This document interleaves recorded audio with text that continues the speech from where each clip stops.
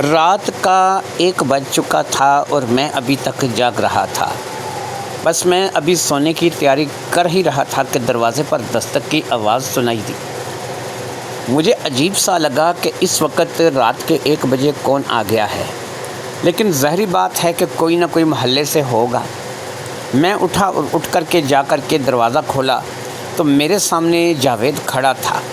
جاوید کے ساتھ ایک خاتون تھی جو کہ برقع پہنے ہوئے تھی، تھوڑی سی وجود کی بھاری تھی اور ایسا لگتا تھا کہ کوئی عزیزہ ہے جو کہ جاوید کے ساتھ آئی ہے۔ جاوید کو میں اس وقت سے جانتا تھا کہ جب وہ 8ویں کلاس میں میرے پاس میرے ہی سکول میں داخل ہوا تھا اور پھر ہم لوگوں نے میٹرک اسی سکول سے کیا تھا۔ ہم دونوں میں اچھی خاصی دوستی ہو گئی تھی۔ میں میٹرک کے بعد آگے نہیں پڑھ سکا تھا۔ میں نے باقاعدہ سے ہنر سیکھنا چالو کر دیا تھا کیونکہ مجھے اندازہ تھا کہ میں کالج کی فیسیں ادا کرنے کے قابل نہیں ہوں اور مجھ میں اتنی ہمت نہیں کہ میں آگے مزید اپنی تعلیم کو جاری رکھ سکوں۔ اس لیے میں نے باقاعدہ موٹر مکینک بننے کا ہنر سیکھنا شروع کر دیا تھا، اور پھر موٹر مکینک کے کام میں دل نہ لگنے کی وجہ سے میں نے فریج، ٹی وی، اے سی وغیرہ کے کام میں جو ہے وہ اپنا وقت لگایا تھا، اور آج میں اس کام کا ماسٹر کہلاتا تھا۔ کہیں بھی فریج، اے سی، ٹی وی، روم کولر اس قسم کے معاملات ہوتے تھے تو مجھے اس کام کے لیے بلایا جاتا تھا، اور میری دکان پر بھی سیزن میں تو رش ہوتا ہی ہوتا تھا، بغیر سیزن کے بھی میری دکانداری خوب چمکی ہوئی تھی۔ جاوید کو میں اتنا جانتا تھا کہ وہ بھی میٹرک تک ہی میرے ساتھ رہا تھا، لیکن اس کے بعد بھی میری اس کی ہیلو ہائی جاری رہی تھی، اور اس نے آگے مزید تعلیم حاصل کرنا جاری رکھا تھا، اور اس نے اس وقت تک پڑھنا نہیں چھوڑا تھا کہ جب تک وہ ایک اعلیٰ ڈگری لے کر کے نہیں بیٹھ گیا تھا۔ لیکن اعلیٰ ڈگری اسے کوئی روزگار نہیں دے سکی تھی، اور اس نے اپنا زیادہ تر وقت جو ہے وہ صرف اور صرف بے روزگاری میں اور دفتروں کے چکر کاٹنے میں لگایا تھا، اور ایسے میں بہت عرصے بعد میری اس سے کبھی کبھار ملاقات ہو جاتی تھی۔ اسے یہ بھی پتہ تھا کہ میں میٹرک پڑھ کے بھی اپنی دکان کو بڑے اچھے طریقے سے چلا رہا ہوں اور ہزاروں روپے ماہانہ کے طور پہ میں کماتا ہوں۔ میں اپنے گھر میں خوش تھا، گھر میرا اپنا تھا، کسی چیز کی کمی مجھے نہیں تھی، لیکن بس میری قسمت میں اگر کوئی چیز نہیں تھی تو وہ کسی عورت کا ساتھ تھا۔ وہ اس لیے کہ میں اس وقت 34-35 سال کی عمر کو آیا تھا، یعنی میٹرک کیے ہوئے بھی مجھے عرصہ گزر چکا تھا۔ اگر میں 34-35 سال کی عمر میں اب آ چکا تھا تو اس بات سے آپ اندازہ لگا لیجئے کہ میں اس وقت میٹرک کیے ہوئے بھی کم سے کم مجھے 18-20 سال ہو چکے تھے۔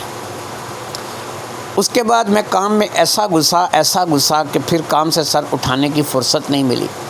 میں نے اپنا گھر بنایا، میں نے اپنے گھر کو اچھے طریقے سے اچھے سامان سے آراستہ کیا، لیکن نہ میرا کوئی ماں باپ تھا، نہ میری کوئی بھائی بہن تھا، نہ میرا کوئی ایسا قریبی عزیز تھا کہ جو میری شادی کے بارے میں سوچتا۔ 34-35 سال کی عمر کو بھی اگر شادی نہیں ہوئی تھی تو اس کی وجہ یہی تھی کہ میرے پاس شادی کرنے کے لیے بھی ٹائم نہیں تھا۔ کوئی ہوتا جو میرے لیے رشتہ تلاش کرتا، کوئی ہوتا جو میرے شادی کے بارے میں بات کرتا، لیکن ایسا جو ہے وہ کوئی تھا نہیں کہ جو میرا اتنا قریب ہوتا۔ میں نے کئی بار ایک شخص جو کہ میرے پاس اکثر فریج وغیرہ ٹھیک کروانے کے لیے دکان پر آتا تھا، اور اس کو اس بارے میں جو ہے میں نے اس کے بارے میں سن رکھا تھا کہ وہ شادیاں کرواتا ہے۔ میں نے اس سے بھی یہ بات کی تو اس نے مجھے کہا کہ نوید بہو ہاتھ ہولا رکھ، یہ ہم لوگ بس دکھاوے کے لیے کھانے پینے کا ایک نظام بنا رکھا ہے، تو کیونکہ اپنا بندہ ہے اس لیے تجھے بتا رہا ہوں، ہم ایسا کوئی کام نہیں کرواتے۔ بس یہ ہے کہ کبھی ادھر سے 2000 پکڑ لیا، کبھی ادھر سے 1000 پکڑ لیا، کبھی کسی سے 4-5 ہزار لے لیا، بھائی جا رہا ہوں آ رہا ہوں، ایسے ہی تصویریں دکھا دی، ایسے ہی بات چیت کر دی، اور پھر اپنا وقت گزارا۔ 2-4-5 بار لوگ پوچھتے ہیں، پھر جب ہم بتاتے ہیں کہ بھائی کوئی ہوگا تو بتا دیں گے، آپ لوگ تو پیچھے ہی پڑ گئے ہو۔ اسی طریقے سے کرتے کراتے لوگ اپنے پیسوں کے بارے میں پوچھنا بھی بند کر دیتے ہیں، اور پھر ہمارا بھی دال دلیا آگے اسی طریقے سے چلتا رہتا ہے۔ اگرچہ میں اسے کہنا چاہتا تھا کہ یہ ایک حرام کی کمائی ہے اور اس کا حلال سے کچھ تعلق نہیں ہے، لیکن پھر بھی میں خاموش ہو گیا، کیونکہ ہر انسان کا اپنا ایک پردہ ہے، اپنا ایک راز ہے۔ اگر اس نے مجھے یہ بات بتائی تھی، میری اس نے کم از کم عزت کی تھی کہ مجھے اس نے ان چکروں میں نہیں لگایا تھا۔ وہ چاہتا تو مجھے بھی کہہ سکتا تھا کہ نوید بہو نکال 2000 روپے، تیرے لیے رشتہ دیکھنے جاؤں گا، فلاں جگہ جانا، یہ تو میں بھی دے دیتا، کیونکہ غرض مند دیوانہ ہوتا ہے۔ لہٰذا ایسا ہی کچھ تھا۔ اس کے بعد میرا ان رشتے کرانے والوں سے بھی اعتبار اٹھ گیا۔ ایک دو لوگوں نے مجھے مزید بھی بتایا جی کہ فلاں جگہ ایک عورت ہے، وہ رشتے کرواتی ہے، لیکن مجھے جب اس عورت کے بارے میں پتہ چلا تو مجھے اس کی بات یاد آ جاتی تھی کہ بس کھانے پینے کا چکر ہے اور کچھ بھی نہیں ہے۔ اس لیے میں خاموش ہو کر کے بیٹھ گیا تھا، اور آج اتنے عرصے بعد دروازہ، اور وہ بھی رات کے 1 بجے کھٹکا تھا، اور جب میں باہر گیا تو جاوید تھا، جو کہ میرا سمجھ لو کہ 8ویں کلاس سے لے کے اب تک دوست چلا آ رہا تھا۔ میں نے جاوید کو دیکھ کر کے، ظاہری بات ہے کہ اسے گھر کا راستہ دینا تھا، کیونکہ وہ میرے گھر میں آ سکتا تھا، کسی وقت بھی آ سکتا تھا۔ میں اسے لے کر کے اپنے گھر کے اندر آ گیا۔ میں نے ان دونوں کو، یعنی کہ جو جاوید کے ساتھ عورت تھی، اس کو بھی اور جاوید کو بھی باقاعدہ ایک اچھے صوفے پر بٹھایا اور ان کے لیے چائے بنانے چلا گیا۔ چائے کے ساتھ ساتھ میں نے فریج میں رکھے ہوئے سموسے بھی گرم کیے، اور ساتھ میں کچھ بسکٹ وغیرہ سجا کر کے بھی میں نے ان دونوں کے آگے لگا دیے۔ وہ چائے پینے لگے، ساتھ ساتھ بسکٹ وغیرہ بھی کھانے لگے۔ وہ عورت ابھی تک برقعے میں تھی اور اس نے حجاب سا کر رکھا تھا، وہ حجاب کے نیچے سے ہی کھا پی رہی تھی۔ مجھے نہیں پتا تھا یہ عورت کون ہے، کیونکہ جہاں تک میں جانتا تھا کہ نوید بھی ابھی تک غیر شادی شدہ ہے، کیونکہ نوید کی شادی بھی نہیں ہوئی تھی، وہ بھی 34-35 سال کا، یعنی میرا ہم عمر لڑکا تھا، اور شادی نہ ہونے کی اس کی 3 وجوہات تھی۔ نمبر 1، اسے آج تک نوکری نہیں ملی تھی، وہ ڈگری لے کر بھی اب تک نوکری سے محروم تھا، اسے کسی قسم کی نوکری نہیں ملی تھی۔ نمبر 2، شادی سے محروم ہونے کی وجہ یہ بھی تھی کہ ایک آبائی گھر کے علاوہ کوئی اور ایسی گھر میں قابل قدر چیز نہیں تھی، اور یہ گھر بھی نوید کے والد صاحب چھوڑ کر کے مرے تھے، اس کا نوید میں کچھ ہاتھ نہیں تھا۔ اور شرط نمبر 3 جس کی وجہ سے اس کی شادی نہیں ہو رہی تھی، اور وہ سب سے اہم تھی، کہ اس نے اپنا کاروبار کرنے کے لیے، جب اس نے دیکھا کہ ڈگری لے کر بھی اس کا نظام نہیں چلا، اس نے بینک سے کچھ قرضہ لیا تھا، اور وہ قرضہ اس نے رو دھو کر کے بینک کو واپس کیا تھا۔ یہاں تک تو میں جانتا تھا۔ ان تینوں چیزوں کے چلتے اس کا بھی دھیان شادی کی طرف نہیں گیا تھا۔ اس نے سوچا تھا کہ شادی میرے لیے جو ہے وہ کسی مصیبت یا عذاب سے کم نہیں ہوگی، اور مجھ جیسے شخص سے جو کہ بینک کا مقروض ہے، ایک ذاتی گھر ہی صحیح، لیکن گھر میں کوئی ڈھنگ کی چیز نہیں، وہاں پر میں رہتا ہوں، اور پھر جس طریقے سے نہ میرے پاس کوئی نوکری ہے، نہ میرے پاس کوئی کھانے کو اچھے طریقے سے ہے، تو اس طریقے سے میں اپنا گزر بسر کر رہا ہوں۔ اب ایسے میں شادی کس سے کروں؟ اور اگر کوئی رشتہ ڈھونڈے بھی تو ظاہری بات ہے کہ اسے کھلانا پلانا ہے، اس کا دھیان بھی رکھنا ہے۔ جہاں تک میں جانتا تھا، وہ اپنی والدہ کے ساتھ ایک محلے میں رہتا تھا، اس محلے میں ہی اس کا ایک سنگل منزل کا مکان تھا، جو کہ تقریباً 3-3.5 مرلے کے اوپر بنا ہوا تھا۔ 4 کمروں پر مشتمل یہ مکان، 4 کمرے، کچن باتھ، کوئی بہت بڑے بڑے کمرے نہیں تھے، بس مناسب سے کمرے تھے، کچن باتھ تھا، 4 کمرے کچن باتھ کا یہ مکان جو ہے وہ آج کی ڈیٹ میں زیادہ نہیں تو کوئی زیادہ سے زیادہ 30-40 لاکھ روپے کی مالیت کا تھا۔ جبکہ میں جس علاقے میں رہتا تھا، یہاں پر خالی زمین خریدنا ہی بہت مشکل تھا۔ میں نے یہ جو جگہ تھی، یہ آج سے تقریباً 14 سال پہلے 5 لاکھ روپے مرلہ کے حساب سے 5 مرلے کا پلاٹ خریدا تھا، یعنی 25 لاکھ روپے میں نے یہ صرف پلاٹ خریدا تھا۔ پھر کم سے کم میں نے 15 لاکھ روپے اس کے اوپر لگائے تھے، اور تب جا کر کے میرا یہ مکان بنا تھا۔ میرا مکان بھی سنگل سٹوری ہی تھا، اور اس کے اوپر باقاعدہ چھت تھی، چھت کی باؤنڈری تھی، یہاں پر ہر چیز کی سہولت موجود تھی۔ یہ مکان ایک VVIP قسم کا مکان تھا، جسے میں نے اندر باہر سے اچھے طریقے سے چمکا رکھا تھا۔ آج اس کالونی میں جہاں پر میں رہتا تھا، جہاں پر میں انہیں یہ مکان بنا رکھا تھا، مجھے اس مکان کے 4 کروڑ تک آفر ہو چکی تھی، کیونکہ 14 سال پہلے یہ مکان جو 40 سے 50 لاکھ روپے میں تیار ہوا تھا، اب آپ خود اندازہ لگا سکتے ہیں کہ اس کالونی میں یہ مکان جو ہے وہ آج 14 سال بعد 4 کروڑ تک مجھے اس مکان کی آفر ہو چکی تھی۔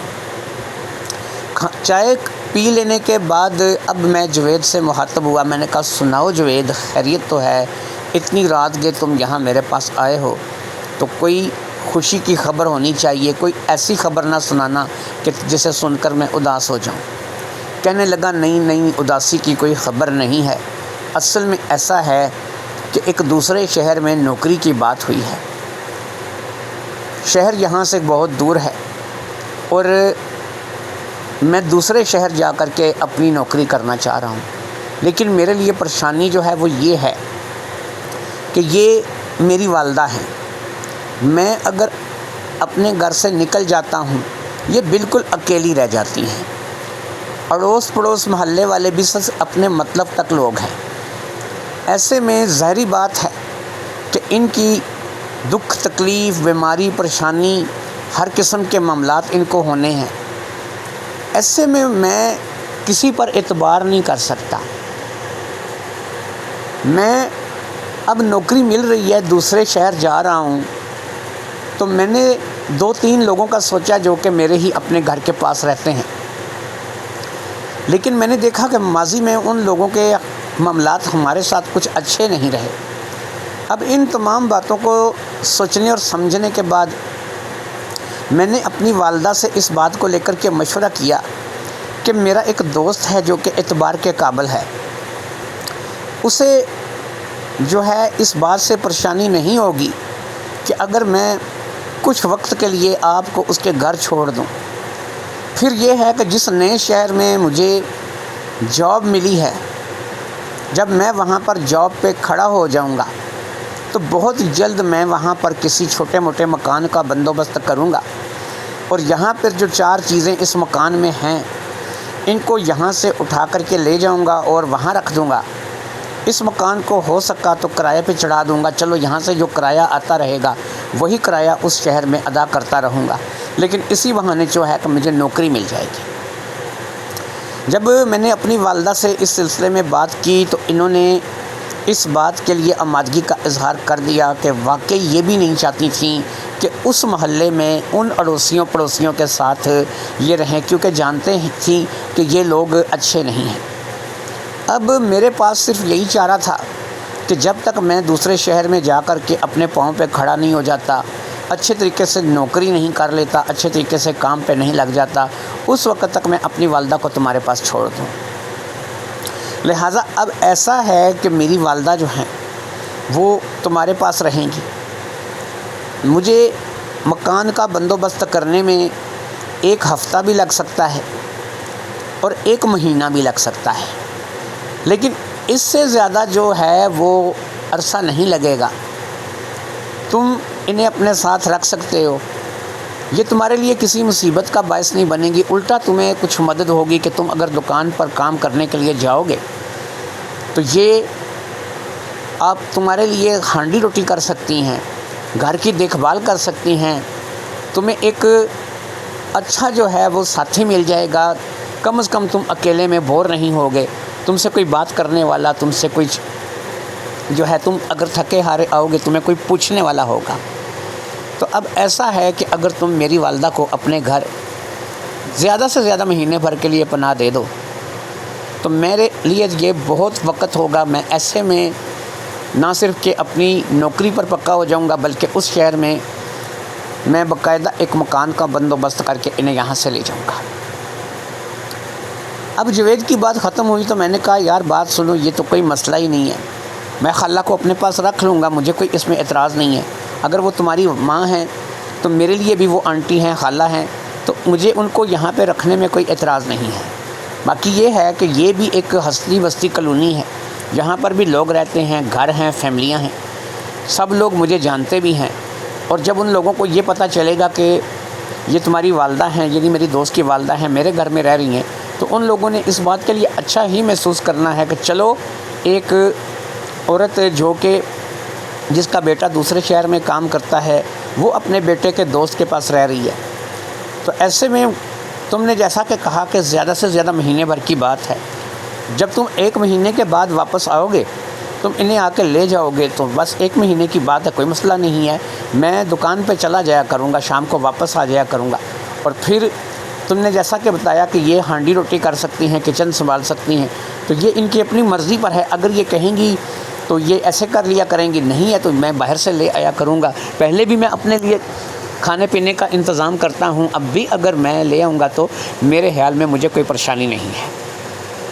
اب اس نے کہا کہ چلو ٹھیک ہے، آج کی رات تو میں بھی یہیں پر ہوں اور میری والدہ بھی یہیں پر ہیں، لہٰذا اگلی صبح میں یہاں سے دوسرے شہر کے لیے روانہ ہو جاؤں گا اور امید ہے کہ جلد از جلد میری نوکری لگ جائے گی۔ میں نے کہا ٹھیک ہے، لیکن یہ بتاؤ کہ تم نے صبح کب نکلنا ہے؟ اس نے کہا میں صبح 4 بجے نکل جاؤں گا، کیونکہ مجھے اس شہر میں صبح پہنچنا ہے اور وہاں پر پہنچ کر کے مجھے جو ہے وہ پہلے دن اپنے دفتر میں حاضری دینی ہے اور ان کو بتانا ہے کہ میں آ گیا ہوں۔ میں نے اسے کہا چلو ٹھیک ہے، ابھی تو 1 بجا ہے، تم 2-3 گھنٹے آرام کر لو، تم ایسا کرو کہ ایک علیحدہ کمرہ یہاں پہ موجود ہے، تم اپنی والدہ کے ساتھ اس کمرے میں چلے جاؤ، فی الحال تم دونوں ماں بیٹا اسی کمرے میں وقت گزارو اور میں جو ہے یہاں اپنے کمرے میں سو جاتا ہوں۔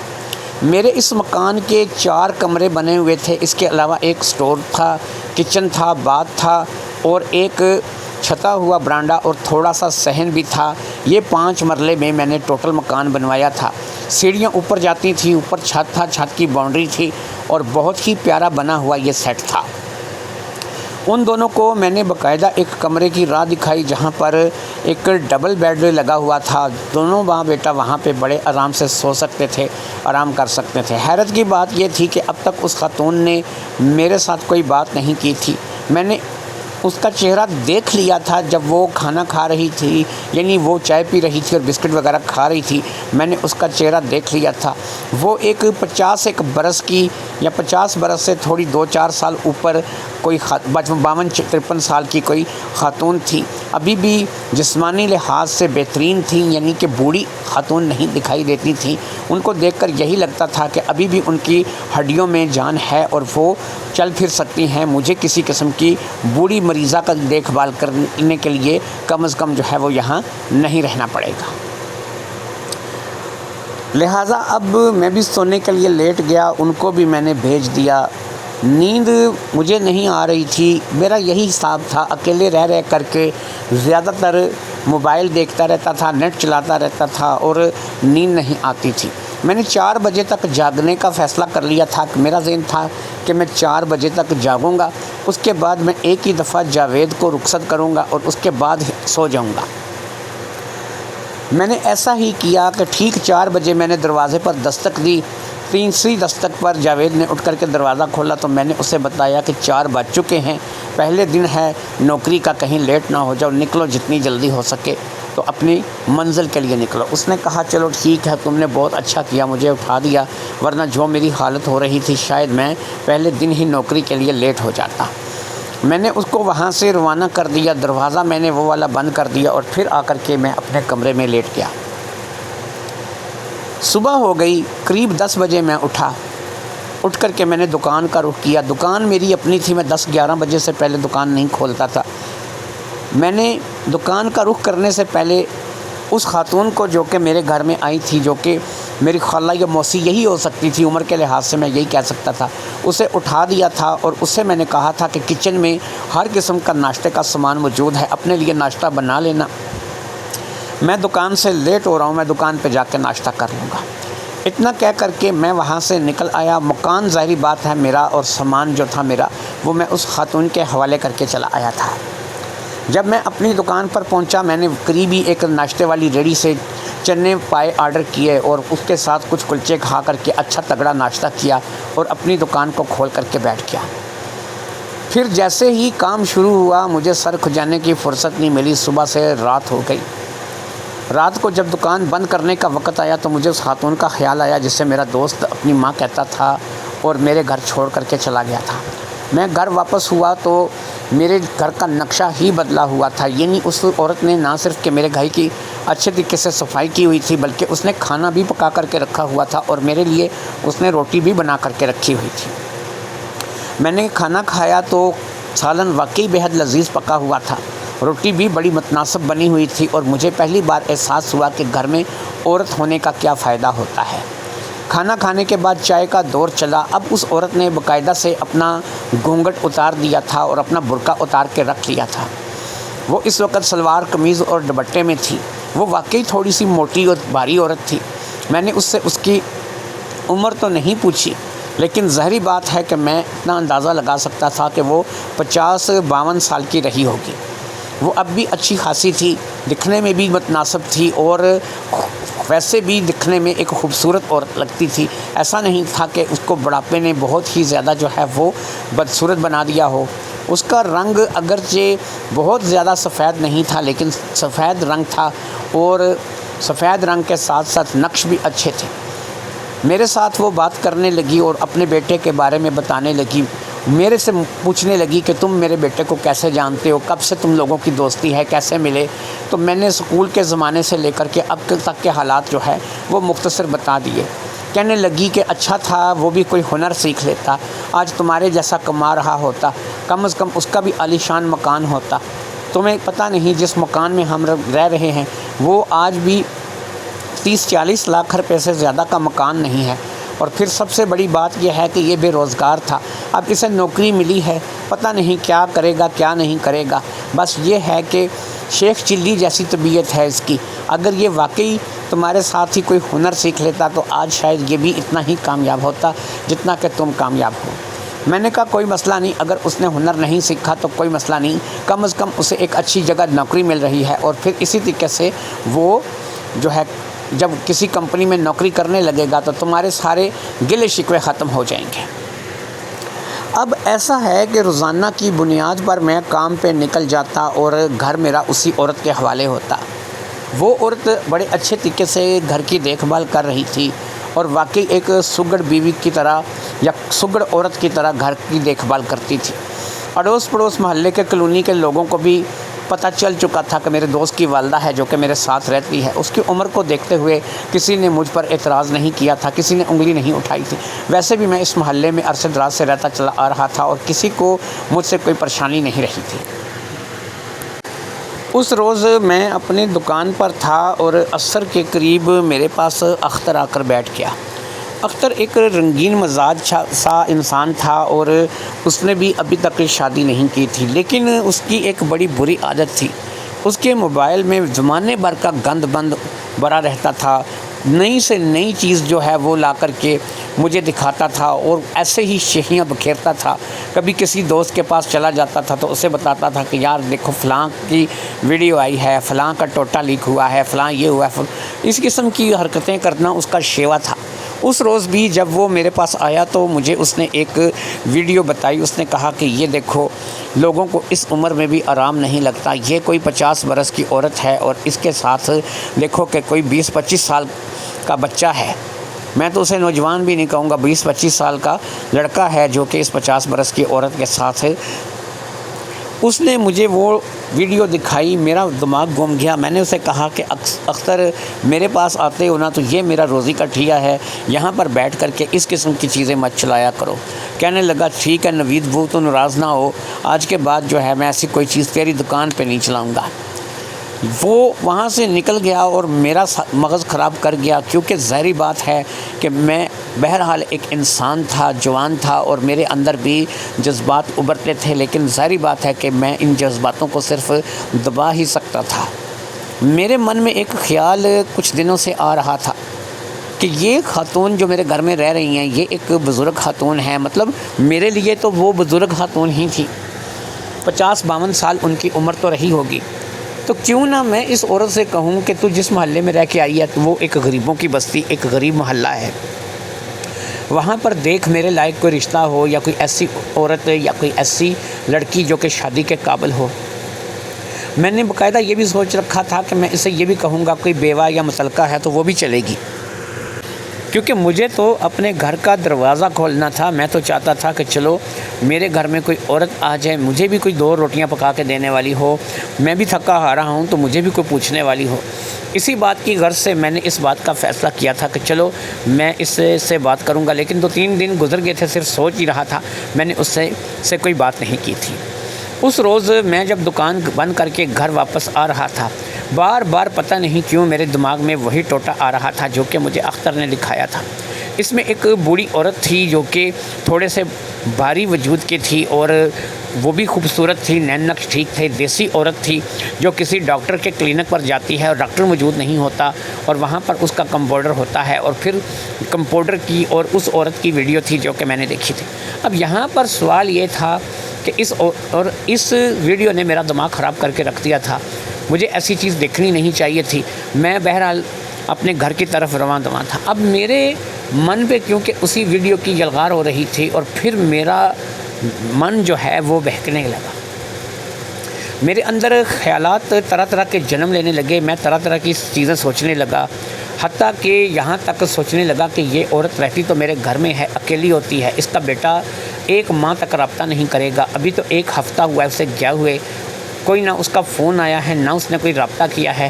ایسے میں اگر میں اپنے ہاتھ صاف کر لوں تو, لیکن یہ باتیں وہ تھیں کہ جو صرف میں سوچ سکتا تھا, عملی طور پر نہیں کر سکتا تھا. کیوں کہ میں ایک ہنستے بستے گھر میں رہتا تھا, ایک ہنستے بستے محلے میں رہتا تھا جہاں پر بہت ساری آبادی تھی. اگر اس بہت ساری آبادی میں نے کوئی ایسی حرکت کی تو وہ میرے لیے بہت زیادہ نقصان دہ ہوگی. میں اپنی برسوں کی بنائی ہوئی عزت کو چند لمحوں میں خاک میں ملا دوں گا. لہٰذا میں نے اپنے آپ پر قابو کیا اور میں نے اپنے آپ کو سمجھایا کہ نوید, پہلے بات تو یہ ہے کہ وہ تیری دوست کی ماں ہے. دوسری چیز یہ ہے کہ نوید تو اتنا بھی اب جو ہے وہ گیا گزرا نہیں ہے.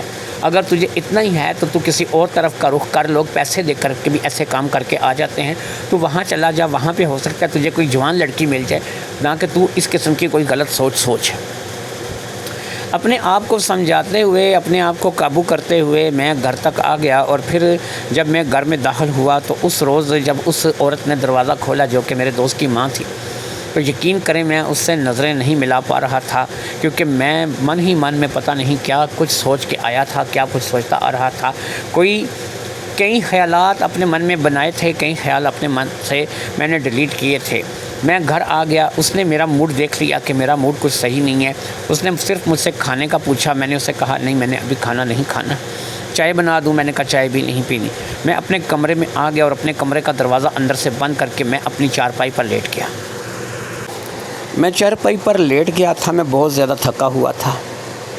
میں اس عورت سے فی الحال بات کرنے کی پوزیشن میں نہیں تھا. میں نہیں چاہتا تھا کہ میں اس عورت سے کوئی بات کروں, کیونکہ اگر وہ عورت مجھے مخاطب کرے گی, مجھ سے بات چیت کرے گی تو میرے خیالات بہکیں گے اور میں پتہ نہیں کہاں کا کہاں پہنچ جاؤں گا. ہو سکتا ہے میں اس چیز کا بھی خیال نہ کروں کہ اس گھر میں, اس جگہ, اس محلے میں میری عزت ہے, اور میں کوئی ایسا قدم اٹھا جاؤں کہ جو زندگی میں نے کبھی نہیں کیا. اس لیے میں تھوڑا سا کنارہ کشی اختیار کر گیا تھا, اپنے کمرے میں آ کر بند ہو گیا تھا. تقریباً اسی طریقے سے آدھا گھنٹہ گزر گیا اور میں اپنے جذبات پر, اپنے خیالات پر قابو پانے کی کوشش کرتا رہا. آدھا گھنٹہ گزر جانے کے بعد میرے دروازے پر دستک ہوئی. میں نے اٹھ کر کے دروازہ کھولا تو ظاہری بات ہے وہی کھڑی تھی. میں آپ کو بتاتا چلوں, ان کا نام زرینہ تھا. انہوں نے مجھے اپنا نام بتایا تھا. جوید نے تو نہیں بتایا کہ اس کے ماں کا نام زرینہ ہے, لیکن انہوں نے مجھے اپنا نام زرینہ بتایا تھا. میں نے کہا جی زرینہ صاحبہ کیا بات ہے؟ کہنے لگی کہ تو آپ نے روٹی نہیں کھائی, آپ یہاں پر آ کر کے لیٹ گئے ہیں, کچھ پریشان سے ہیں. تو میں نے کہا کہ پوچھ لینا چاہیے آپ سے کہ کیا بات ہے, پریشانی کی وجہ کیا ہے. میں نے کہا نہیں کوئی ایسی خاص وجہ نہیں ہے, آپ ایسا کریں روٹی لگا دیں, میں روٹی کھاؤں گا اور ساتھ میں چائے بھی بنا دیں. وہ خوش ہو گئی, کچن میں چلی گئی اور پھر میرے لیے روٹی پکانے لگی. وہ میرے لیے تازہ روٹی بنا رہی تھی. پھر تھوڑی ہی دیر میں وہ سالن گرم کر کے روٹی لے کر کے آ گئی. میں نے بھی اس کے ساتھ بیٹھ کر کے روٹی کھائی, چائے پی. مجھے پتہ چلا کہ اس نے ابھی تک روٹی نہیں کھائی تھی, وہ میرے ہی انتظار میں بیٹھی تھی. یہ بات مجھے تھوڑی عجیب لگی, لیکن مجھے پھر یہ لگا کہ ایسا ہے کہ بعض لوگ جو گھر میں رہتے ہیں انہیں دوسروں کے ساتھ لگاؤ ہو جاتا ہے, اور وہ کہتے ہیں کہ جب وہ آ کے کھائے گا یا پیے گا تو میں تب اس کے ساتھ ہی کھاؤں گا. اسی طریقے سے ہم لوگوں نے کھانا کھا لیا اور چائے پی، اور چائے پینے کے بعد ہم لوگ جو ہے وہ سونے کے لیے لیٹنے جانے والے تھے۔ مجھے اس سے پہلے کہ میں سونے کے لیے لیٹنے جاتا، مجھے زرینہ نے مخاطب کیا۔ زرینہ جو کہ میرے دوست کی ماں تھی، مجھے کہنے لگی نوید باؤ صبح جو ہے وہ میرے خیال میں تمہاری دکان سے چھٹی ہے، کیونکہ مجھے پتہ چل چکا ہے یہاں پہ رہتے ہوئے کہ تم جمعے کی چھٹی کرتے ہو، تو اگر ہو سکے تو اگر صبح چھٹی کر رہے ہو تو مجھے ایک چکر میرے محلے کا لگوا لاؤ، اور میں صبح اپنے محلے جانا چاہوں گی۔ چلو یہ ہے کہ چلو وہ لوگ بہت زیادہ اچھے نہ صحیح، لیکن محلے والوں سے مل آؤں گی، اپنا مکان ایک نظر دیکھ آؤں گی۔ میں نے کہا مجھے کوئی اعتراض نہیں ہے، میں آپ کو لے کر چلا جاؤں گا۔ میں اس بات کو وہ اپنے سونے کے لیے چلی گئی، میں اپنے کمرے میں آ گیا۔ میں اس بات کو لے کر کے حیران تھا کہ جاوید نے 10 دن گزر چکے ہیں، رابطہ کوئی نہیں کیا۔ وہ چلا گیا تھا، اس نے کمپنی جوائن کر لی تھی، لیکن نہ اس نے میرے پاس کوئی رابطہ کیا، حتیٰ کہ وہ میرے فون نمبر سے اچھی طرح سے واقف تھا۔ وہ میرے تمام نمبر جانتا تھا، 2-3 سمیں میں استعمال کرتا تھا، 2-3 سموں کے نمبر اس کے پاس سیو تھے۔ 10 روز گزر جانے کے بعد بھی اس نے میرے ساتھ رابطہ نہیں کیا تھا۔ ایک عجیب بات تھی کہ میں نے اس کے نمبر پر جب بھی کال کی تھی، اس کا نمبر آگے سے آؤٹ آف کوریج آتا تھا، یا پھر ایسا تھا کہ آپ کا مطلوبہ نمبر بند ہے، تھوڑی دیر بعد ٹرائی کیجیے۔ یہ بات میری سمجھ میں نہیں آ رہی تھی۔ مجھے یا تو لگ رہا تھا کہ نئے شہر میں جا کر کے اس نے اپنی سم بدل دی ہے اور نئی سم کوئی لے کر کے استعمال کر رہا ہے، لیکن اگر وہ نئی سم لے کر کے استعمال کر بھی رہا ہے تو کم از کم اسے میرے ساتھ رابطہ تو کرنا چاہیے تھا۔ پھر ایک خیال کے تحت کہ کہیں موبائل وغیرہ چوری نہ ہو گیا ہو اور اس نے کوئی نیا موبائل اور سم دونوں ہی نہیں لے لی ہوں، تو ایسے میں میری دکان کا نمبر اس کے پاس نہیں ہوگا، ہو سکتا ہے زبانی اس نے یاد نہ رکھا ہو، اور ایسے میں اس کا میرے ساتھ رابطہ نہیں ہو پا رہا۔ یہی بات سوچ کر کے میں اپنے من کو تسلی دے لیتا تھا، اور جب میں نے زرینہ بی بی سے اس بارے میں بات کی تو اس نے بھی کہا کہ شاید ایسا ہوا ہوگا۔ ہم دونوں ہی شاید پہ ٹکے ہوئے تھے، شاید ہمیں ایسا لگتا تھا کہ ایسا ہوا ہوگا۔ اگلے روز جمعہ تھا، میں اطمینان سے اٹھ کر کے سب سے پہلے میں جمعے کی نماز پڑھنے کے لیے جامع مسجد چلا گیا، اور پھر جب میں نماز پڑھ کر کے آیا تو میں نے زرینہ بی بی کو، یعنی کہ جو میرے دوست کی ماں تھی، اسے چلنے کے لیے کہا۔ میرے پاس اپنا ذاتی موٹر سائیکل تھا جو کہ میں نے رکھا ہوا تھا، اور اسی پہ میں زیادہ تر سفر کرتا تھا۔ میرے حیثیت گاڑی لینے کی تھی، لیکن میں نے کبھی گاڑی لی نہیں تھی۔ اکیلا بندہ اپنے لیے کیا گاڑی لے۔ 1 to 5 پر بھی سفر کرنے میں مجھے بڑا مزہ آتا تھا، اور اسی لیے میں نے یہ 1 to 5 کا موٹر سائیکل لے رکھا تھا۔ میں نے زرینہ بی بی کو اپنے ساتھ بٹھایا اور لے کر کے ان کے پرانے محلے آ گیا۔ یہاں پر جب میں ان کے محلے میں داخل ہوا تو لوگ کافی سارے، کیونکہ انہیں پہچانتے تھے لیکن مجھے نہیں پہچانتے تھے، کافی سارے لوگوں ان سے ملے، ہیلو ہائی کی، میرے بارے میں پوچھا تو بتایا کہ جاوید کا دوست ہے اور میں آج کل انہی کے گھر میں رہ رہی ہوں۔ اسی طرح کرتے کراتے ہم اس گلی میں داخل ہو گئے جس گلی کے اندر ان کا مکان بنا ہوا تھا۔ ان کا مکان بالکل گلی کے آخر میں تھا، اور آخری مکان جو تھا سمجھ لو کہ ان کا تھا۔ ہم لوگ مختلف لوگوں سے ہیلو ہائی کرتے جب اس مکان تک پہنچے تو اس مکان پر کوئی تالا نہیں لگا ہوا تھا، حتیٰ کہ جاوید اور جاوید کی والدہ اس مکان پر تالا لگا کر گئے تھے، اور اس وقت اس مکان کا تالا کھلا ہوا تھا۔ ہمیں ایسا لگا کہ شاید جاوید سے کسی کی بات ہوئی ہوگی اور جاوید نے اس مکان کے لیے کوئی کرایہ دار رکھ لیے ہوں گے، لیکن ظاہری بات ہے کہ کرایہ دار اگر وہ رکھتا تو زرینہ بی بی کے علم میں یہ بات ہوتی۔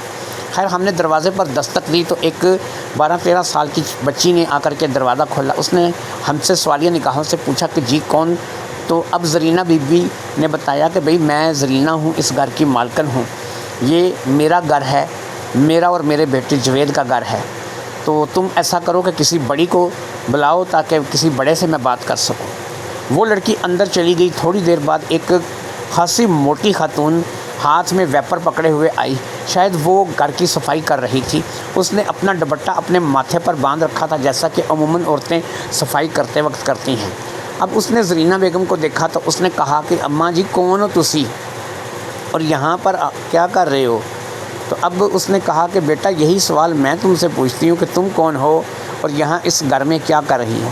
یہ گھر میرا اور میرے بیٹے جاوید کا ہے، اور ہم دونوں جو ہیں وہ یہاں پر رہتے تھے۔ اب ایسا ہے کہ جوید دوسرے شہر نوکری کرنے چلا گیا تو مجھے اپنے دوست کے گھر چھوڑ گیا، تو میں ابھی اس کے دوست کے ساتھ اپنا گھر دیکھنے کے لیے آئی ہوں کہ چلو ایک نظر گھر پہ بھی مار لیں۔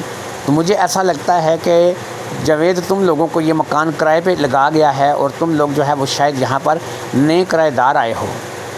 اب وہ بی کہنے لگی کہ دیکھو بی بات یہ ہے کہ آپ جوید کی والدہ ہو یا پھر جو بھی ہو، میرے میاں نے یہ گھر جوید سے خریدا ہے اور پورے 38 لاکھ روپے کا خریدا ہے۔ یہ بات سن کر کے زرینہ تو ہکا بکا رہ گئی۔ اتنے میں ایک لڑکا جو کہ بہرحال اس عورت کا شوہر تو نہیں لگتا تھا، شاید بیٹا ہوگا، زیادہ سے زیادہ 17-18 سال کا ہوگا، وہ اندر سے آیا۔ اس کی ہلکی ہلکی داڑھی مونچھ ظاہر ہو رہی تھی۔ اس نے کہا کہ او جی آپ جوید کی امی ہیں نا؟ میں جوید کو بھی پہچانتا ہوں اور آپ کو بھی میں نے دیکھا ہوا ہے، اور اس محلے کو بھی آپ، ظاہر بات ہے آپ اس محلے میں رہتی رہی ہیں، تو آپ کو بتاؤں کہ آپ کا بیٹا جوید نا میرے ابو کو یہ مکان 38 لاکھ روپے میں بیچ کے گیا ہے، اور ہم لوگوں نے نقد پیسے ادا کیے ہیں اور رجسٹری کاغذ سب ہمارے پاس موجود ہے، اس لیے آپ پریشان نہ ہوں۔ میرے ابو کا نام اخلاق ہے، وہ کریانے کی دکان کرتے ہیں، یہاں سے زیادہ دور نہیں ہے، آئے میں اگر آپ کہتے ہیں تو میں آپ کو ان کے پاس لے چلتا ہوں اور وہاں سے پوچھوا دیتا ہوں۔ اب وہ شخص جو کہ وہ لڑکا تھا اس کا نام نعمان تھا، اور نعمان ہماری رہنمائی کرنے لگا۔ وہ ہم سے آگے آگے چل رہا تھا اور ہم موٹر سائیکل لیے ساتھ ساتھ چلتے ہوئے ایک کریانے کی دکان پر پہنچ گئے۔ یہ کریانے کی دکان ایک آدمی کی تھی جس کے ساتھ میرا تو کوئی کبھی واسطہ نہیں رہا تھا، پتہ نہیں زرینہ بھی اسے جانتی تھی یا نہیں۔ اب وہ شخص جس کا نام اخلاق احمد تھا وہ زرینہ بی بی سے ملا اور اس نے زرینہ کو بتایا کہ بی بی یہ مکان تمہارے بیٹے نے 38 لاکھ روپے میں مجھے بیچا ہے، اور اس مکان کے کاغذات وغیرہ سب کچھ اس نے میرے نام کر دیے ہیں، باقاعدہ تمہارے دستخط شدہ تمہارا انگوٹھا لگا ہوا کاغذ بھی میرے پاس موجود ہے جس میں تمہارا اجازت نامہ موجود ہے کہ تم اپنی مرضی سے اسے یہ مکان بیچنے کی اجازت دے رہی ہو۔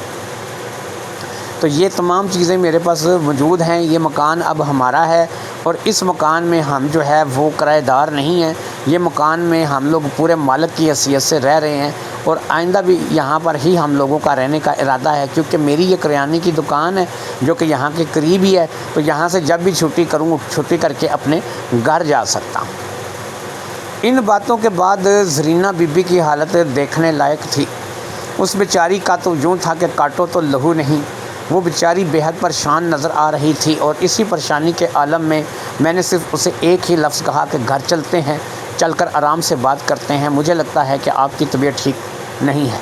میں اسے موٹر سائیکل کے بٹھا کر کے گھر لے آیا۔ سارے راستے وہ جاوید کو کوستی رہی، لیکن ظاہری بات ہے کہ اس کے کوسنے سے نہ تو جاوید واپس آ سکتا تھا اور نہ ہی اس مکان کی رقم کے بارے میں کچھ پتہ چل سکتا تھا، اور نہ ہی جو ہے وہ کوئی اور کسی بات کا پتہ چل سکتا تھا۔ گھر آ گئے تھے اور جمعے کی چھٹی سمجھو کہ برباد ہی ہو گئی تھی۔ آدھا دن تو ٹھیک گزر گیا تھا کہ جب تک میں جمعہ پڑھ کے اس گھر آیا تھا، اور آدھا دن اس مصیبت میں گزر گیا تھا کہ یہ مکان جاوید بیچ کر کے چلا گیا تھا۔ اب گھر آ کر کے میں نے اسے باقاعدہ یہ چیز سمجھائی کہ ان لوگوں کی بات سچ ہے، یہ لوگ ایسے کسی کے مکان پر قبضہ کیوں کریں گے؟ پھر یہ ہے کہ یہ ہستہ بستہ محلہ ہے، کالونی ہے، یہاں پر کسی کے مکان پر قبضہ کرنا ممکن نہیں ہے۔ رہ گیا جاوید، تو آج جاوید کو 10 سے 12 دن ہو چکے ہیں، نہ اس کا فون لگ رہا ہے، نہ اس کے ساتھ کوئی رابطہ ہو رہا ہے، نہ ہی جاوید کے بارے میں کچھ پتہ چل رہا ہے۔ اب ایسے میں مجھے آپ بتائیے کہ مجھے کیا کرنا چاہیے، کیونکہ اس نے کہا تھا کہ وہ زیادہ سے زیادہ 1 مہینے کے اندر واپس آ جائے گا، لیکن 1 مہینہ تو چھوڑو، اب 10 سے 15 دن کے ساتھ ہو چکے تھے، اس کے ساتھ نہ تو کوئی رابطہ ہو رہا تھا اور نہ ہی اس کے ساتھ کسی قسم کی کوئی دعا سلام تھی، نہ کوئی اس کے ساتھ ملاقات تھی۔ اب ایسا تھا کہ جاوید کی ماں انتہائی پریشان تھی، اور پریشانی کے عالم میں وہ مجھے کہہ رہی تھی کہ میں کسی نہ کسی طریقے سے پتہ کراؤں کہ جاوید کہاں گیا ہے۔ مجھے یاد آیا کہ اس نے نا اس کمپنی کا نام ذکر کیا تھا جس کمپنی میں اسے ملازمت ملی تھی، لہٰذا انٹرنیٹ سے پتہ کیا جا سکتا تھا اس کمپنی کے بارے میں جو کہ اس دوسرے شہر میں تھی۔ اگر انٹرنیٹ سے اس کمپنی کے کسی بھی شخص کا نمبر یا کوئی ہیڈ آفس کا نمبر یا کوئی ایسی چیز مل جائے تو وہاں سے جاوید نامی شخص کا پتہ کیا جا سکتا تھا اور جاوید کی ساری کلائی کھل کر کے سامنے آ جاتی۔ جب میں نے زرینہ بی بی کو اس بارے میں بتایا تو اس نے کہا کہ ٹھیک ہے، تم اس کمپنی کا نام ڈال کر کے گوگل پہ سرچ کرو اور جو بھی تمہارا رزلٹ نکلتا ہے وہ مجھے بتاؤ۔ میں نے اسے بتایا کہ گوگل پہ سرچ کرنے سے اس کمپنی کا نمبر کوئی نہ کوئی مل جائے گا۔ خیر اس کمپنی کا نام گوگل پہ ڈال کر سرچ کیا تو واقعی 2 سے 3 نمبر شو ہو گئے، جو کہ 1-2 نمبر PTCL تھے، ایک موبائل کا نمبر تھا۔ ہم نے موبائل کا نمبر ڈائل کیا تو دوسری طرف سے کسی خالد نام کے بندے نے ہمارا فون اٹینڈ کر لیا۔ جب ہم نے خالد کو جاوید کے بارے میں بتایا اور بتایا کہ اس طریقے سے وہ 10 سے 12 دن پہلے یہاں سے اس شہر سے ہمارے شہر سے اس شہر گیا ہے نوکری کرنے کے لیے اور یہ صورتحال ہے، حلیہ جاوید وغیرہ کا ہم نے بتایا، تو اس نے کہا کہ معاف کیجیے گا، ایسا کوئی شخص بھی ہماری کمپنی کا ملازم نہیں ہے اور اس شہر کا یہ جہاں پہ آپ نے نمبر ملایا ہے یہی رابطہ نمبر ہے اور میں باقاعدہ اس کمپنی کا MD ہوں، اس لیے یاد رکھیے کہ یہاں پر ہمارے جتنے بھی ورکرز کام کرتے ہیں، چاہے وہ کسی اچھے عہدے پہ ہیں یا چاہے وہ کسی جو ہے وہ نیچے عہدے پر ہیں، لیکن نچلے عہدے پر یا اوپر کسی بھی عہدے پر ایسے کوئی شخص جس کا نام جاوید ہو، جس کی ہلکی ہلکی سی داڑھی ہو اور جو بندہ جو ہے آپ کے مطابق سے اس حلیے کا ہو، یہ ایسا کوئی بھی شخص ہمارا یہاں پہ نہیں ہے۔ اور آپ نے اگر کسی نے آپ کو ایسا کہا ہے تو غلط کہا ہے۔ ہمارے ہاں جتنے بھی لوگ ہیں وہ باقاعدہ ہمارے دیکھے والے ہیں اور ان میں کوئی بھی اس حلیے پہ پورا اترتا شخص نہیں ہے۔ اس بات کے بعد اب یہ بات فائنل ہو گئی تھی کہ کمپنی کا صرف بہانہ تھا، جاوید نے اپنی ماں کو یہاں میرے پاس چھوڑنا تھا اور یہاں سے کہیں جانا تھا۔ سوال یہ تھا کہ وہ کہاں جانا چاہتا تھا۔ ایک شخص جس کے پاس 38 لاکھ روپے کی رقم آ جائے اور وہ شخص 38 لاکھ روپے کی رقم لے کر کے کسی جگہ کسی دوسرے شہر نوکری کرنے کیوں جائے گا، کسی جگہ جاب کیوں کرے گا؟ جب یہی باتیں میں نے زرینہ بی بی سے کی تو زرینہ بی بی کہنے لگی کہ اب کیا کیا جا سکتا ہے، مجھے بتاؤ، مجھے تو کچھ سمجھ نہیں آ رہا۔ میں نے اب زرینہ بی بی سے کہا کہ زرینہ بی بی ایسا ہے کہ میرے ذہن میں ایک اور بات آ رہی ہے، اگر کہو تو اس میں بھی چیکنگ کروا لیتا ہوں اور مجھے لگ رہا ہے کہ کوئی نہ کوئی ایسی بات ضرور ہوگی۔ اس نے کہا کہ مجھے بتاؤ کیا بات ہے، تم کیا سوچ رہے ہو؟ میں تو بڑی پریشان ہوں، مجھے تو کچھ سمجھ نہیں آ رہا کہ وہ کہاں چلا گیا ہے۔ میں نے کہا دیکھو زرینہ بی بی، حوصلہ رکھو، جو کچھ ہونا تھا وہ ہو چکا ہے، اب ہم لوگ جو ہے وہ کچھ بھی نہیں کر سکتے، ہم لوگ یہی کر سکتے ہیں کہ اس کا پتہ کرائیں کہ وہ کہاں پر ہے۔ 38 لاکھ روپے کی رقم لے کر کے وہ آخر کہاں چلا گیا ہے، اس کا مقصد کیا تھا یہاں سے جانے کے پیچھے، کہاں جانا چاہتا تھا، کیا کرنا چاہتا تھا، یہ باتیں بالکل جو ہے وہ ہماری سمجھ سے بالاتر ہیں۔ بہرحال میرے ذہن میں ایک بات آئی ہے، اگر کہو تو میں پوچھتا ہوں۔ ایک افسر ہیں جو کہ اکثر اپنے AC وغیرہ کے سلسلے میں مجھے اپنے گھر بلاتے رہتے ہیں، وہ افسر جو ہیں وہ ایئرپورٹ پر ایک بڑے افسر ہیں، بڑے عہدیدار ہیں، اور اتنا تو تمہیں بھی علم ہوگا کہ جس شہر میں تمہارا بیٹا نوکری کرنے کا یعنی جاوید نوکری کرنے کا کہہ رہا تھا، بڑا ایئرپورٹ بھی اسی شہر کے اندر واقع ہے۔ اگر کہو تو وہ افسر جو ہیں وہ کیونکہ ان کی ایک فیملی یہاں پر ہے اور ایک اس شہر میں ہے، وہ کبھی یہاں پر ہوتے ہیں اور کبھی وہاں پر ہوتے ہیں۔ اگر کہو تو میں ان کو فون کر کے پوچھتا ہوں، جاوید کا حلیہ بتا کر کے، جاوید کا نام، جاوید کی آئیڈینٹی جو بھی ہے، کیونکہ تم جاوید کی ماں ہو، تمہیں اس کی ساری آئیڈینٹی کا پتہ ہے، تو ایسے میں ان سے فون کر کے پوچھتا ہوں، وہ زیادہ سے زیادہ آدھے گھنٹے کے اندر اگر جاوید نے کسی بھی ملک کی فلائٹ پکڑی ہوئی، کسی بھی ملک گیا ہوا، اس نے اپنا ملک اگر چھوڑا ہوا، تو وہ زیادہ سے زیادہ آدھے گھنٹے کے اندر ہمیں ساری انفارمیشن مہیا کر دیں گے۔ اور ہو سکتا ہے کہ وہ میں ان سے کہوں گا کہ کوئی CCTV فوٹیج ملے تو وہ مجھے واٹس ایپ کر دیں میرے نمبر پر، اور وہ دیکھ کر کے تمہیں بھی اور مجھے بھی اطمینان ہو جائے گا کہ جاوید اب یہاں اس ملک میں نہیں ہے۔ زرینہ بی بی کہنے لگی کیا کہہ رہے ہو آپ؟ وہ اس ملک میں کیوں نہیں رہے گا، وہ اس ملک میں کیوں نہیں ہے؟ کیا آپ کے کہنے کا مطلب یہ ہے کہ وہ ملک چھوڑ کر کے کہیں چلا گیا ہے؟ میں نے کہا میں نے یہ کہا ہی نہیں ہے کہ وہ ملک چھوڑ کر کے چلا گیا ہے۔ میں نے کہا ایک خدشہ ہے کہ 38 لاکھ روپے کی رقم لے کر کے وہ کہیں نوکری تو کرنے جائے گا نہیں۔ دو ہی آپشن ہیں، یا تو اس نے یہ رقم کسی کاروبار میں انویسٹ کی ہے اور اس کاروبار میں وہ اتنا مگن ہوا ہے کہ وہ ابھی تک ہم لوگوں سے رابطہ نہیں کر پایا، یا پھر دوسرا یہ رقم جو اس کے پاس تھی اسے اس نے اپنے ویزا، ٹکٹ اور اپنے سفر کے اخراجات کے لیے لگایا ہے اور اس ملک کو اس نے چھوڑ دیا ہے، کسی دوسرے ملک چلا گیا ہے۔ اب دونوں میں سے جو بھی بات صحیح ہو، اگر وہ اس ملک کو چھوڑ کر کے چلا گیا ہے تو تب بھی، اور اگر اس نے یہ رقم کسی کاروبار میں انویسٹ کی ہے تو تب بھی، ایک آپشن تو ہم لوگ چیک کر سکتے ہیں نا کہ وہ ایئرپورٹ سے ہمیں یہ یاد ہے کہ وہ کس دن یہاں سے گیا تھا۔ جیسا کہ اس نے کہا تھا کہ وہ 4 بجے یہاں سے نکلا ہے، تو اس کا مطلب یہ ہوا کہ وہ دوسرے شہر 8 سے 9 بجے پہنچ گیا ہوگا، اور 10 بجے تک کی ہم اندازہ لگا سکتے ہیں کہ اس کی فلائٹ ہوگی، 11 بجے تک کی اس کی فلائٹ ہوگی۔ تو میں ان آفیسر سے بات کر کے انہیں یہ معلومات دے کر کے پوچھ سکتا ہوں کہ اس روز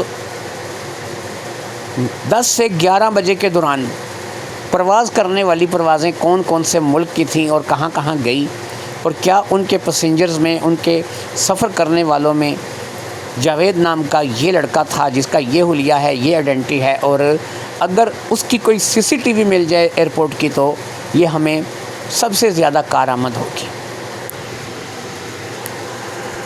میری اس بات کو سننے کے بعد زرینہ کے تو ہاتھ پاؤں پھول گئے تھے، لیکن میں نے اس آفیسر سے رابطہ کر لیا تھا۔ اس آفیسر کا نام محمد خان تھا، اور یہ یہاں پر بھی شادی شدہ تھا اور دوسرے شہر میں بھی شادی شدہ تھا۔ اس کی 2 فیملیاں تھیں۔ چند روز کے لیے یہ یہاں آتا تھا اور چند روز کے لیے وہاں چلا جاتا تھا، باقی وقت اپنی ڈیوٹی پر گزارتا تھا۔ پتہ نہیں اپنی دونوں فیملیوں کو کیسے مینج کرتا ہوگا۔ میرے لیے اس وقت یہ سوال نہیں تھا کہ وہ اپنی فیملیوں کو کیسے مینج کرتا ہے، میرے لیے سوال یہ تھا کہ اس وقت اس سے معلومات لی جا سکتی ہے۔ میں نے جب اسے فون کیا وہ میرا نمبر پہچانتا تھا۔ اب اس نے مجھے جیسے ہی میرا نمبر اس نے یس کیا، اس نے کہا ہاں نوید بھاؤ سناؤ کیا حال ہے۔ میں نے اسپیکر آن کر دیا تھا تاکہ زرینہ بھی ان باتوں کو سن سکے۔ اب میں نے کہا کہ بابو بھائی محمد خان صاحب، حالات تو اللہ کا فضل ہے ٹھیک ہیں، اور میں ماشاءاللہ سے خوش باش ہوں۔ ایک بات آپ سے کنفرم کرنی ہے، اس کے لیے آپ کو فون کیا۔ اس نے کہا یار حکم کرو، تم تو ہمارے جگر جان ہو، اگر کوئی بھی بات ایسی ہے تو تمہیں بتا دیں گے۔ میں نے کہا ایسے 10 سے 12 دن پہلے کی بات ہے، میرا دوست نکلا ہے صبح 4 بجے یہاں سے۔ وہ کسی کمپنی میں نوکری کرنے کا کہہ کر کے گیا ہے، لیکن اس نے نوکری جوائن نہیں کی۔ 38 لاکھ روپے کی رقم تھی اس کے پاس۔ مجھے خدشہ ہے کہ وہ کسی دوسرے ملک چلا گیا ہے، بس اس نے مجھے جھانسا دیا ہے۔ میں نے یہاں پہ زرینہ بی بی کا کوئی ذکر نہیں کیا تھا، بس اسے یہ بتایا تھا کہ وہ یہاں سے چلا گیا ہے۔ اب محمد خان نے کہا کہ بھئی چلا گیا ہے تو چلا گیا ہے، تمہیں اس کی اتنی فکر کیوں ہے؟ میں نے کہا یار مجھے فکر نہیں ہے سر، ایسا ہے کہ اس کی ایک بوڑھی ماں ہے جو کہ یہاں پہ ہے، وہ میرے پاس آئی ہے، وہ اپنے بیٹے کے بارے میں جاننا چاہتی ہے، اور دوسرا یہ ہے کہ 38 لاکھ روپے کی رقم اس نے اپنا آبائی گھر بیچ کر کے لی ہے، اور ظاہری بات ہے کہ وہ جب آبائی گھر بیچ گیا ہے تو اپنی ماں کو تو وہ سڑک پر لا کے کھڑا کر گیا ہے۔ اب اس کی ماں کا نہ کوئی رشتہ دار ہے، نہ کوئی اس کو رکھنے والا ہے، نہ کوئی پوچھنے والا ہے، اس لیے محمد خان صاحب اگر ہو سکے تو اس لڑکے کا پتہ کر دو۔ اب اس کے علاوہ بھی ایک آپشن ہے کہ وہ 38 لاکھ روپے اس نے کسی کاروبار میں لگائے ہوں اور وہیں اس شہر میں کوئی کاروبار کر رہا ہو، لیکن اس سے پہلے اگر یہ چیک کر لیں کہ وہ ملک چھوڑ کر کے کہیں چلا گیا ہے یا پھر اسی جگہ پر ہے تو ہمارے لیے آسانی ہو جائے گی۔ اس نے کہا کوئی مسئلہ نہیں ہے، میں چیک کرتا ہوں۔ میں نے کہا ہو سکے تو CCTV فوٹیج اگر مل جائے تو۔ اس نے کہا کہ خلیہ بتا دو، اس کی آئیڈینٹی وغیرہ جو بھی ہے اس کے بارے میں جو معلومات ہے بتا دو، ایئرپورٹ سے پتہ کراتا ہوں، اور اگر CCTV ملا تو وہ بھی میں تمہیں واٹس ایپ کر دوں گا۔ اس کے بعد کال بند ہو گئی۔ زرینہ بے حد پریشان نظر آ رہی تھی، اس کے چہرے پر تو ہوائیاں اڑ رہی تھیں۔ ایسا لگتا تھا کہ وہ بیچاری اپنا سب کچھ کھو چکی ہے، سب کچھ ہار بیٹھی ہے، لیکن ظاہری بات ہے کہ میں مرد تھا اور میرے اندر برداشت تھی، اور میرے اندر برداشت ہونے کے ساتھ ساتھ یہ تھا کہ مجھے کوئی دھچکا بھی تو نہیں لگا تھا۔ اگر کوئی اپنا مکان بیچ کر کے چلا گیا تھا تو اس میں کیا کر سکتا تھا۔ اسی طریقے سے میں زرینہ بی بی کو تسلیاں دیتا رہا اور اسے یہی کہتا رہا کہ یہ تو ایک امکان ہے، چیک کرنے میں حرج کیا ہے، ہو سکتا ہے کہ کچھ بھی نہ ملے اور کچھ بھی نہ نکلے۔ قریب آدھے گھنٹے بعد محمد خان کا فون مجھے آ گیا۔ اس نے کہا کہ تمہیں ایک CCTV فوٹیج بھیجی ہے، اس کو چیک کر کے بتاؤ کیا یہی بندہ ہے۔ اور ایک جاوید کے نام سے بندے کی دبئی روانگی جو ہے وہ اس روز کی ہے، اور پیسنجر لسٹ میں اس کا نام شامل ہے۔ اس کی تصویر بھی تمہیں جو ہے وہ واٹس ایپ کر دی ہے، اور اس کی جو ڈیٹیل ہے وہ بھی تمہیں واٹس ایپ کر دی ہے۔ حتیٰ کہ ایسی چیزیں ہر بندے کو دی نہیں جاتی، لیکن تمہیں اس لیے دے رہا ہوں کہ تم پہ اعتماد ہے کہ تم انہیں کسی غیر قانونی سرگرمیوں میں استعمال نہیں کرو گے۔ اب میں نے محمد خان کا فون بند ہونے کے بعد اس CCTV فوٹیج کو اوپن کیا تو وہاں پر باقاعدہ جاوید ہمیں جو ہے وہ ایئرپورٹ پہ دکھائی دیا۔ اس نے وہی کپڑے پہن رکھے تھے جو کہ اس روز اس نے یہاں پر پہنے ہوئے تھے، اور وہ واقعی دبئی کے لیے روانہ ہو رہا تھا۔ باقی کی ڈیٹیل بھی جو آئی تھی وہ اسی سے متعلق تھی، اور واقعی وہ شخص اس روز دبئی روانہ ہو گیا تھا۔ وہ رقم واقعی اس نے ٹکٹ، ویزا اور اپنے دیگر سفری اخراجات کے لیے خرچ کی تھی، اور اس کے بعد وہ دبئی چلا گیا تھا۔ اب اس کے دبئی چلے جانے کے بعد ظاہری بات ہے کہ کسی قسم کے شکوک و شبہات کی گنجائش نہیں رہ گئی تھی کہ جو رقم زرینہ بی بی کا آبائی مکان بیچ کر کے اسے ملی تھی وہ رقم کہاں گئی تھی، کہاں چلی گئی تھی، پھر اس نے ہمارے ساتھ رابطہ کیوں نہیں کیا تھا۔ چلو دبئی میں تو اس کا جو نمبر ملا رہا تھا نہیں مل رہا تھا، لیکن وہ مجھے دبئی سے کال کر سکتا تھا، لیکن کس منہ سے، کس طریقے سے وہ مجھے کال کرتا۔ اب ایک ہی آشرا تھا کہ دبئی میں پتہ کروں کہ وہ دبئی میں کہاں پر ہے۔ یہ میں آسانی سے پتہ کر سکتا تھا۔ میرے 4 سے 5 لوگ تھے جو کہ یہاں سے فرنیچر کے کاریگر تھے اور فریج کے کاریگر تھے، فریج AC کے کاریگر تھے، اور وہ دبئی میں چلے گئے تھے۔ مجھ سے کام سیکھ کر کے بھی 2 لڑکے وہاں پر جا کر کے اپنا روزگار کما رہے تھے، اس لیے میں دبئی میں ان لوگوں سے رابطہ کر سکتا تھا اور ان لوگوں سے پتہ کر سکتا تھا۔ لہٰذا میں نے زرینہ بی بی سے وعدہ کیا کہ میں 1-2 روز میں اس کے بارے میں مکمل معلومات لے کر کے اسے جو ہے مہیا کر دوں گا۔ اگلے روز ہفتہ تھا، میں کام پہ چلا گیا، اور پھر سارا دن میں کام پہ گزار کر کے جب واپس آیا تو میں نے دیکھا کہ زرینہ ایک کونے میں پڑی تھی۔ اس نے کوئی کھانا وغیرہ بھی نہیں بنا رکھا تھا، اور شاید اس نے سارا دن سے کچھ کھایا بھی نہیں تھا۔ اب میں نے اسے تسلی دی اور میں نے اسے کہا کہ وہ اس قسم کی پریشانی نہ لے اور اس قدر پریشان نہ ہو، میں جو اس کے لیے ہو سکوں گا کرے گا۔ 1-2 روز میں اس کا بیٹا کہاں پر ہے مکمل طور پر ساری انفارمیشن مل جائے گی۔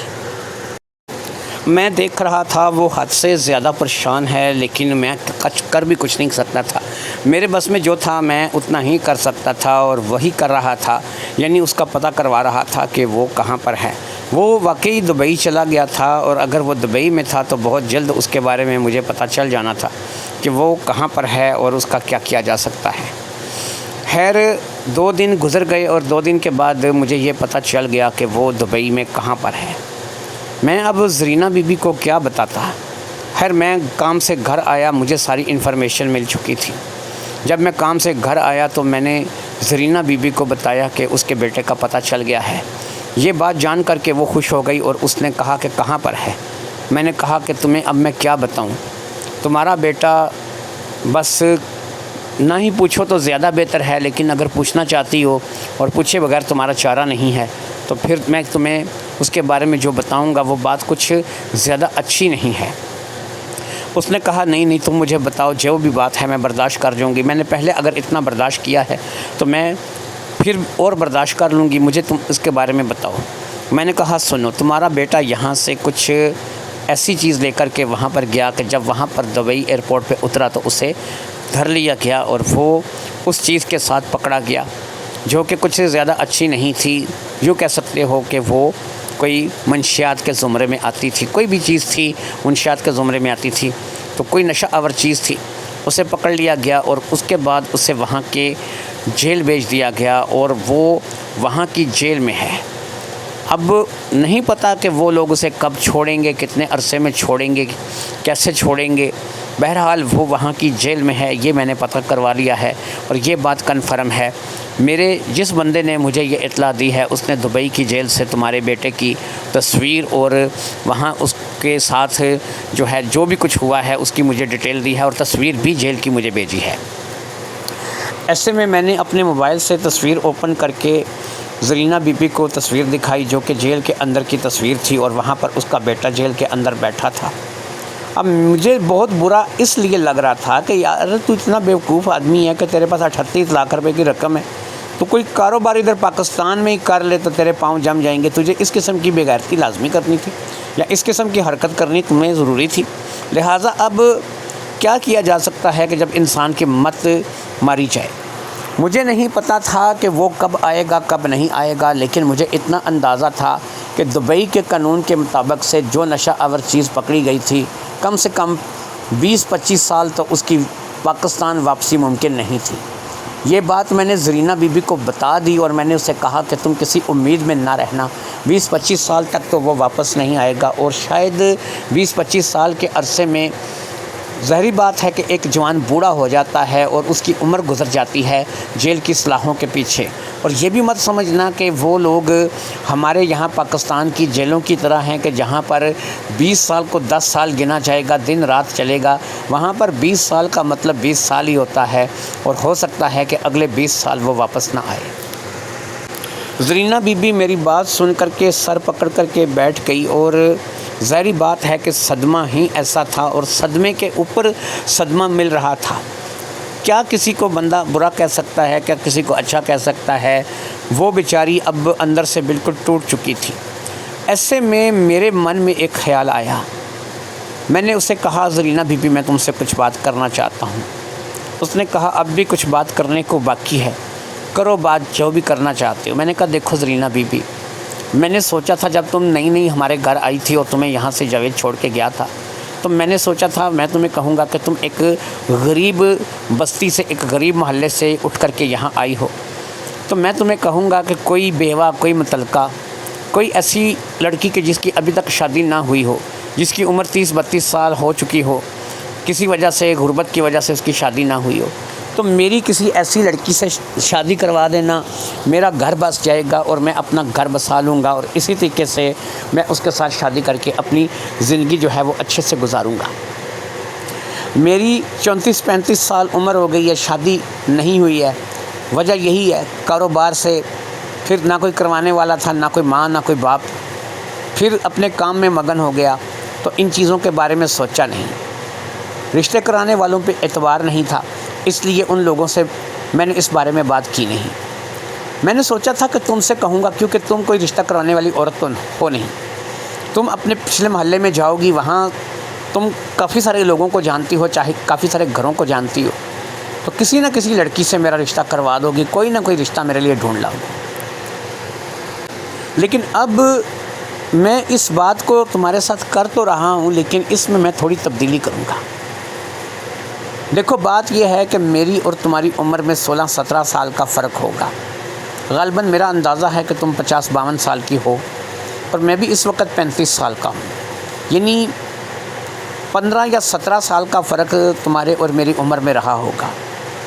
بیٹا تمہارا دبئی جیل میں ہے جس کی 15-20 سال تک آنے کا کوئی امکان نہیں ہے۔ تمہارا کوئی رشتہ دار عزیز نہیں ہے کہ جس کے پاس تم جا سکو، کسی کے گھر جا سکو، کسی سے بات کر سکو، کسی کے پاس جا کر کے رہ سکو۔ اب میں ایک بار سوچتا ہوں اور تمہیں ایک ہی بار پوچھوں گا، ہاں تو ہاں ہے، نہ تو نہ ہے، کیا تم مجھ سے نکاح کرو گی؟ کیا تم میرے نکاح میں آ کر کے میری بیوی بنو گی؟ کیونکہ شادی کرنا میری مجبوری ہے، میں نے کرنی ہی کرنی ہے، کسی نہ کسی جگہ میں نے کسی نہ کسی عورت کو، کسی نہ کسی لڑکی کو بیاہ کر کے لانا ہے۔ اور تمہاری مجبوری یہ ہے کہ اس وقت تمہارا بیٹا میرے پاس چھوڑ کر کے چلا گیا ہے اور کوئی ایسا نہیں ہے کہ جو تمہارا رشتہ دار ہو، عزیز ہو، کوئی ایسا تعلق والا ہو کہ جس کے گھر تمہیں چھوڑ کے آیا جا سکے، جو اس وقت تمہارا سہارا بن سکے۔ تم ایک بے سہارا ہو، میں شادی کرنا چاہتا ہوں۔ ٹھیک ہے تمہاری اور میری عمر میں اتنا فرق ہے، لیکن ابھی بھی تم اچھی خاصی چلتی پھرتی ہو، گھر بار کو دیکھ لیتی ہو، ہانڈی روٹی کر لیتی ہو، صفائی کر لیتی ہو۔ تو اگر تمہیں سمجھ آتا ہے تو ہاں، اگر نہیں سمجھ آتا تو نہ۔ لیکن یاد رکھو کہ ایک ہی بار پوچھوں گا، بار بار نہیں پوچھوں گا، کیونکہ بار بار پوچھنا میرے لیے شرمندگی ہوگی۔ میں بار بار اس بات کو دہراؤں گا تو میں اندر سے اپنے آپ کو پتہ نہیں کیسے مضبوط کروں گا، کیسے میں اپنے زبان تک یہ بات لے کر کے آؤں گا۔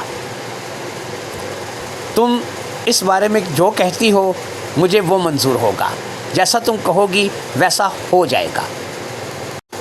اس نے صرف اتنا کہا کہ مجھے سوچنے کے لیے ایک دن کی مہلت دو، میں سوچتی ہوں اور سوچ کر کے بتاتی ہوں۔ اگلے روز صبح میں کام پر چلا گیا اور پھر رات کو میں کام سے واپس آیا۔ اس نے میرے لیے کھانا لگا دیا اور میں نے کھانا اس کے ساتھ بیٹھ کر کے کھایا، اور پھر اسی طریقے سے چائے کا دور چلا۔ کھانا کھانے اور چائے پینے کے بعد میں نے اس سے صرف امید بھری نظروں سے دیکھا۔ وہ میری آنکھوں کا مفہوم سمجھ گئی، وہ سمجھ گئی کہ میں اس سے اس کا جواب مانگ رہا ہوں۔ اس نے سر جھکا لیا اور بڑے ہی دھیمے لہجے میں اس نے مجھے کہا، نوید بھاؤ، مجھے اس بات سے کوئی انکار نہیں ہے، میرے پاس اس کے علاوہ کوئی چارہ نہیں ہے کہ میں تم سے شادی کر لوں۔ پہلی بار جب اس نے ہاں کی، پہلی بار میرے دل میں یہ امنگ جاگی کہ میں چلو اس نے ہی صحیح مجھ سے شادی کرنے کے لیے ہاں تو کی ہے۔ اب میں نے آگے بڑھ کر کے اسے اپنے بازوؤں میں لپیٹ لیا۔ اب تک میں نے جب سے وہ میرے گھر آئی تھی میں نے اسے انگلی تک نہیں لگائی تھی، آج پہلی بار میں نے آگے بڑھ کر کے اسے اپنے بازوؤں میں لپیٹ لیا تھا۔ اس نے بھی مجھے کس کر پکڑ لیا۔ شاید اس کے لیے میں سہارا تھا اور میرے لیے وہ سہارا تھی۔ ہم دونوں ہی ایک دوسرے کے لیے اس وقت ضرورت تھے۔ اس کا کوئی رہا نہیں تھا اور مجھے اس گھر بار کو سنبھالنے کے لیے، اپنی اگلی زندگی کو سنبھالنے کے لیے کسی سہارے کی ضرورت تھی۔ ہم دونوں ہی ایک دوسرے کے لیے لازم و ملزوم تھے۔ میں جھوٹ نہیں بول رہا، اس کا بیٹا 15-20 سال سے پہلے واپس نہیں آنے والا تھا۔ مجھے پتا تھا، مجھے یہی خبر ملی تھی، اور بعض اوقات تو عربی لوگ جان تک لے لیتے ہیں۔ یہ بات میں نے زرینہ بی بی کو نہیں بتائی تھی، کیونکہ اگر یہ ایسا بتاتا تو وہ بالکل ٹوٹ جاتی۔ بہرحال اس نے میرے ساتھ شادی کرنے کے لیے حامی بھر دی تھی، میرے لیے اتنا کافی تھا۔ وہ اب میرے لیے ہو چکی تھی اور میں اس کے لیے ہو چکا تھا۔ وہ میرے دوست کی ماں تھی، میرے لیے کوئی سگا رشتہ نہیں تھی۔ میں جب بھی چاہتا اس سے نکاح کر سکتا تھا، لہٰذا میں نے اب اس سے نکاح کرنے کا فیصلہ کر لیا تھا، اور وہ بھی اس بات کے لیے دلی طور پر مکمل رضامند تھی۔ ہم دونوں خوش تھے اور ہماری شاید نئی زندگی کا آغاز ہونے والا تھا۔ ہماری نئی زندگی بھی انشاءاللہ خوشی سے گزرے گی۔